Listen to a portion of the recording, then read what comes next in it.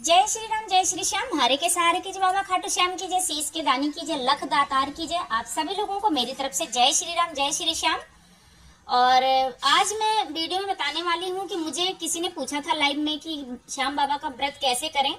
तो श्याम बाबा का जो व्रत करते हैं उसका नियम क्या है, उसकी विधि क्या है, और जो लोग पहली बार श्याम बाबा का व्रत उठाना चाहते हैं उन्हें कौन से महीने से श्याम बाबा का व्रत करना चाहिए, सारी जानकारी वीडियो में मिलेगी आप सभी लोगों को। तो वीडियो में बने रहिएगा और वीडियो पूरा देखिएगा ताकि आप सभी लोगों को अच्छे से समझ आ सके कि श्याम बाबा का व्रत कैसे करते हैं, उनका नियम क्या होता है। नियमों का पालन करेंगे यदि और सच्चे मन से व्रत करेंगे, सच्चे भाव से करेंगे, तो जिस भी काम के लिए आप श्याम बाबा का व्रत करेंगे वो आपका काम जरूर से जरूर बनेगा। फ्रेंड्स, यकीन मानिए, सच्चा भाव होना चाहिए आपका और सच्चे मन से श्याम बाबा का व्रत करना शुरू कीजिए। कुछ ही दिनों में आपके जीवन में बदलाव दिखेगा और आप खुद विश्वास करेंगे बाबा पे कि जब से मैंने बाबा का व्रत शुरू किया मेरे जीवन में ये चीज बदला है और बदलाव दिख रहा है।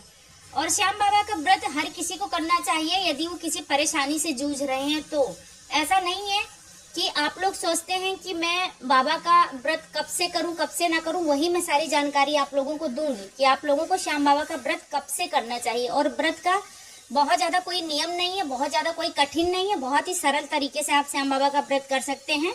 तो चलिए फ्रेंड्स, वीडियो में आगे बढ़ते हैं और बात करते हैं कि श्याम बाबा का व्रत कैसे करते हैं। और वीडियो में आगे बढ़ने से पहले आप सभी लोगों से मेरा हाथ जोड़कर निवेदन है कि एक लाइक और श्याम बाबा का नाम जरूर से जरूर कमेंट में लिखिएगा, यानी कि जय श्री श्याम का कमेंट जरूर से जरूर कीजिएगा। आप लोगों को भी मेरी तरफ से जय श्री राम जय श्री श्याम। तो सबसे पहले आप लोगों को क्या करना है, आप लोगों को 11 के दिन सुबह सवेरे स्नान वगैरह करके मंदिर की अच्छे से साफ सफाई करनी है। उसके बाद आपको बाबा श्याम को, और सबसे पहले मतलब प्रथम पूज्य गणेशानमा, ये आप लोग समझ लीजिए किसी भी पूजा में सबसे पहले भगवान गणेश की पूजा होती है। तो सबसे पहले भगवान गणेश को स्नान करा के उसके बाद श्याम बाबा को स्नान कराएं। घर में जितनी भी आपके फोटो मूर्ति है सबको अच्छे से पोछें। यदि स्नान के लायक है तो स्नान करवाएं, यदि नहीं है तो गीला कपड़ा करके उन्हें पोंछ के चंदन तिलक सिंदूर से अच्छे से आप तिलक करें। तिलक करने के बाद आपको श्याम बाबा के नाम की ज्योत लगानी होती है। तो सबसे पहले प्रथम पूज्य गणेशानमा बोलते हुए आप एक घी का दीपक लगाएंगे एकादशी के दिन, और दीपक लगाते समय ओम श्री श्याम देवाय नमः का मंत्र जरूर से जरूर आप लोगों को जाप करना है, इस बात का भी ध्यान रखना है। और जो आपको सामग्री चाहिए होती है एकादशी के दिन वो मैं आप लोगों को बता रही हूँ। आपको फूल चाहिए, यदि आपको गुलाब का फूल मिल जाता है तो बहुत अच्छी बात है, नहीं मिलता है तो कोई बात नहीं, जो भी आपको फूल मिलता है वो फूल ले लीजिएगा। इत्र ले लीजिएगा, चंदन ले लीजिएगा, रोली ले लीजिएगा और एक दीपक ले लीजिएगा जलाने के लिए। घी का दीपक होना चाहिए एकादशी के दिन, ये आपको ध्यान रखना है कि एकादशी के दिन आपको घी का ही दीपक लगाना चाहिए। तो इस बात का ध्यान रखना है कि आपको घी का दीपक लगाना है। ये सारी चीजें आपको लेनी है व्रत करने के लिए। और मंदिर की अच्छे से साफ सफाई करने के बाद जैसा मैंने आप लोगों को बताया वो सारी चीजें करनी है। उसके बाद दीपक जलाकर आप बाबा की आरती करें। आरती यदि आपको आती है तो अच्छी बात है, नहीं तो आप कोई बात नहीं है, ओम श्री श्याम देवाय नमः बोलते हुए बाबा श्याम की आरती कर लें या फोन वगैरह में चला लें आरती। इस तरीके से आप आरती कर सकते हैं बाबा श्याम की। उसके बाद बाबा के नामों का जाप करें। जाप करने के बाद अपनी जो भी मनोकामना है, जो भी आपकी परेशानी है वो बाबा को बोलें और व्रत का संकल्प लें कि बाबा श्याम मैंने 11 का व्रत आज संकल्प ले रही हूँ कि मैं ये व्रत आपका कर रही हूँ, मैं इस परेशानी के लिए इस व्रत को उठा रही हूँ, तो मेरी इस परेशानी का अंत करना। मैं आपके शरण में आई हूँ, हार गई हूँ, परेशान हो गई हूँ, थक गई हूँ या थक गया हूँ, जो भी लेडीज जेंट्स दोनों के लिए है। इस तरीके से बोलकर आपको बाबा श्याम से प्रार्थना करना है। प्रार्थना करने के बाद आपको, अगर आपको अर्जी लगानी है तो अर्जी कैसे लगाते हैं वो मैंने वीडियो में पहले ही आप लोगों को बता रखा है कि नारियल वाली अर्जी कैसे लगाई जाती है। तो आप लोग चैनल पे वीडियो पड़ा हुआ है, पहले से देख सकते हैं। यदि अर्जी नहीं लगानी है तो इस तरीके से पूजा करके आप वहां से कान पकड़ के बाबा से माफी मांगे, नाक रगड़ के बाबा से माफी मांगे और वहां से आपको उठ जाना है। और आपको इस बात का ध्यान रखना है कि दीपक आपको दोनों टाइम जलाना है, इस बात का ध्यान रखें। आप बाबा श्याम के सामने दीपक लगाना यदि नहीं भूलते हैं, सच्चे मन से सच्चे भाव से ये काम करते हैं तो यकीन मानिए जिस भी काम के लिए आप श्याम बाबा का व्रत उठाएंगे वो काम आपका पूरा होकर ही रहेगा, इस बात का आप यकीन मानिए। और यदि आप नमक पे व्रत करना चाहते हैं तो नमक पे कर सकते हैं, यदि बिना नमक के करना चाहते हैं तो फिर बिना नमक के कर सकते हैं। यदि आप लोग जानना चाहते हैं कि मैं कैसे श्याम बाबा का व्रत करती हूँ तो मैं नमक वाला करती हूँ, क्योंकि मैं बिना नमक के नहीं रह सकती हूँ, तो मैं नमक वाला करती हूँ। लेकिन मैं शाम को कुछ खाती हूँ, सुबह में खाली चाय पीती हूँ और नहीं कभी कभार ऐसा होता है कि मूंगफली का दाना ले लेती हूँ। नहीं तो मैं कुछ भी नहीं खाती हूँ, केवल चाय पे रह जाती हूँ। तो ये आप लोग देख लीजिएगा कि आप लोग कैसे रह पाते हैं। बाकी आप लोग केला, फल, फ्रूट ये सारी चीजें लेकर भी व्रत कर सकते हैं, केवल अनाज का परहेज कर सकते हैं। और यदि आप नीरा जल कर सकते हैं तो बहुत अच्छी बात है, नीरा जल भी श्याम बाबा का व्रत किया जाता है। तो वो आपके ऊपर निर्भर करता है कि आप किस तरीके से श्याम बाबा का व्रत करना चाहते हैं।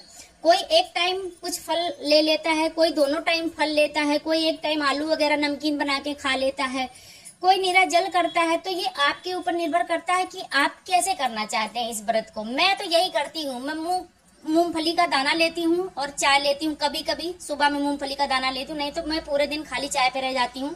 शाम को आलू बनाती हूँ नमकीन, वही खाती हूँ और कुछ भी नहीं खाती हूँ मैं। साबूदाना तो कभी भी मैं किसी को भी नहीं बोलूंगी व्रत में खाने के लिए, क्योंकि साबूदाना मैं नहीं खाती हूँ और व्रत में खाना भी नहीं चाहिए। जो लोग खाते हैं वो सबसे बड़ी भूल करते हैं, साबूदाना व्रत में खाना भी नहीं चाहिए। तो मैं तो इसी तरीके से व्रत करती हूँ। बाकी आप लोग देख लीजिएगा कि आप लोग कैसे व्रत करते हो।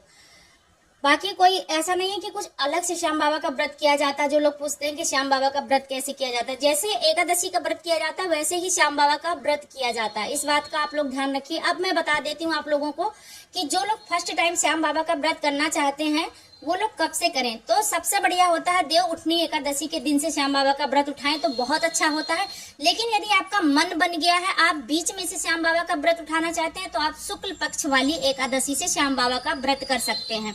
शुक्ल पक्ष की एकादशी ही श्याम बाबा की 11 के दिन लोग अर्जी लगाते हैं, और 11 श्याम बाबा का शुक्ल पक्ष का जो व्रत होता है वही बाबा को ज्यादा प्रिय होती है, इसलिए लोग शुक्ल पक्ष की एकादशी का व्रत करते हैं श्याम बाबा का। तो आप लोग जब शुक्ल पक्ष की एकादशी आए तब आप लोग श्याम बाबा का व्रत करें।